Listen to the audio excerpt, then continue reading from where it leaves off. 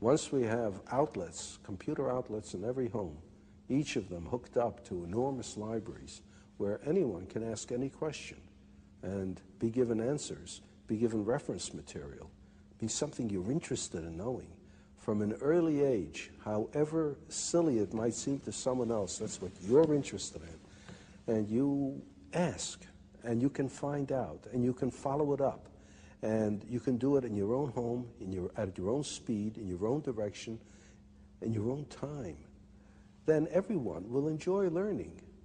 Nowadays, what people call learning is forced on you, and everyone is forced to learn the same thing on the same day at the same speed in class. And everyone is different. For some it goes too fast, for some too slow, for some in the wrong direction. But give them a chance, in addition to school, I don't say we abolish school, but in addition to school, to follow up their own bent from the start. Well, I love the vision, but what about the argument that machines, computers, dehumanize learning? Well, as a matter of fact, it's just the reverse. It seems to me that it's through this machine that for the first time we'll be able to have a one-to-one relationship between information source and information consumer, so to speak.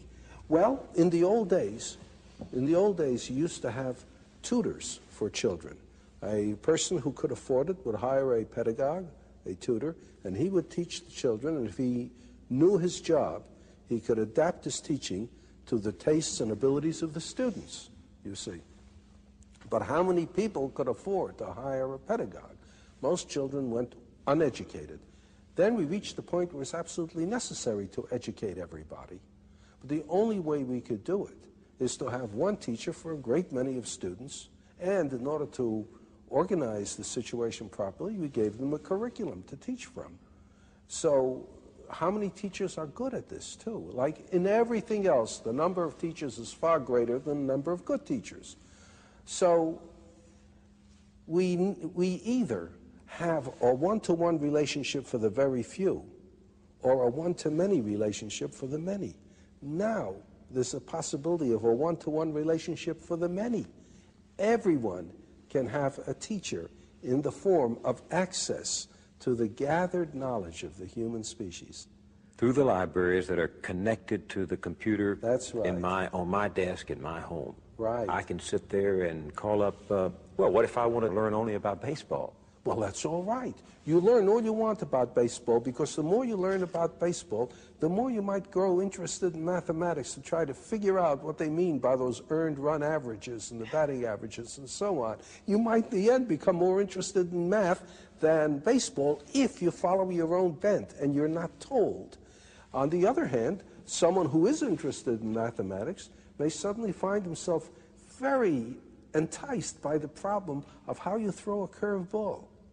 And he may find himself engaged in sports physics, so to speak. Well, why not? Why not? But you know, Dr. Asimov, we have such a spotty, in fact, we have such a miserable record in this country of providing, say, poor children, even with good classrooms. And I wonder if our society can ever harness itself to provide everyone, including poor children, with good computers. Perhaps not at the very start, you know, but it's like asking yourself, is it possible to supply everybody in a nation with clean water? Now, there are many nations where it is impossible to get clean water except under very unusual circumstances. That was one reason why people started drinking beer and wine, because the alcohol killed the germs. If you didn't drink that, you died of cholera. But there are places where you can supply clean water for nearly everyone. Now, the United States probably supplies clean water for a larger percentage of its population than almost any other nation can. It's not that we would expect everybody to have a perfect computer right off, to have equal access to outlets, but you try for it. And with time, I think more and more will. Just as, for goodness sakes, when I was young, very few people had automobiles, very few people had telephones in the home. Almost nobody had an air conditioner. Now, these things are very common indeed, almost universal. It might be the same way. So you're, in a sense, every student has his or her own private school. Yes, and it belongs to him or her. He can be the sole dictator of what he is going to learn, of what he is going to study. Mind you, this is not all he's going to do. He'll still be going to school for some things that he has to know. Common knowledge, common database. Right, and interaction with other students and with teachers. You can't get away from that.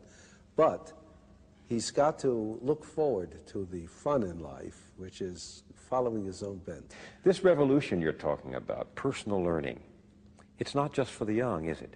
No, that's a good point. No, it's not just for the young. That's another trouble with education as we now have it. It is for the young, and people think of education as something that they can finish.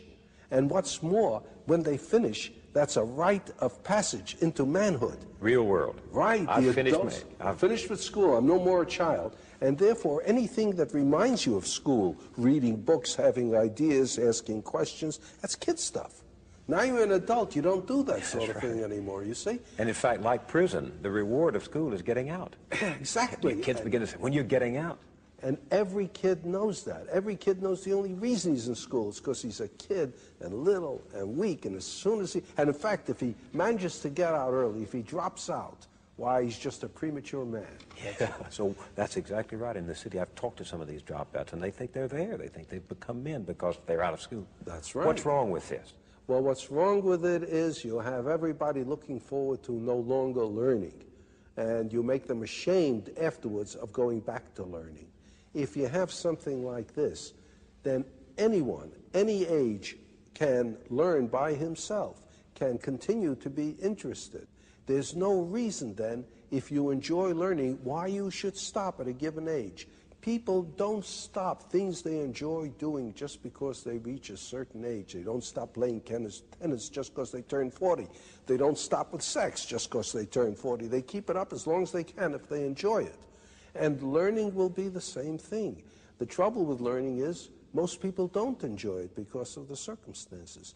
Make it possible for them to enjoy learning, and they'll keep it up. There's the famous story about Oliver Wendell Holmes, who lived to be well into his 90s. He was in the hospital one time. He had not long to live. He was over 90 already.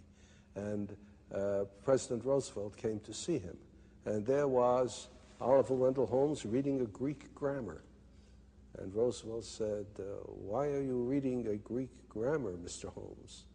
And Mr. Holmes said, "To improve my mind, Mr. President."